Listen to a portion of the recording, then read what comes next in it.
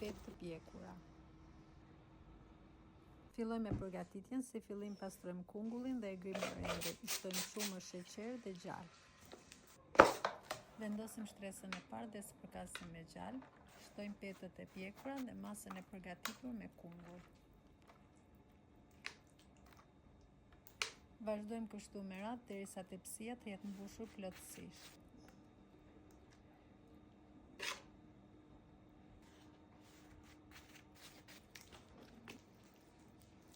Në fund kam vendosur një petë të njomë, e spërkasim me gjallë, mbyllim anësoret dhe e pjekim në furrë të parangrohur në 200 gradë për 45 minuta dhe kemi gati.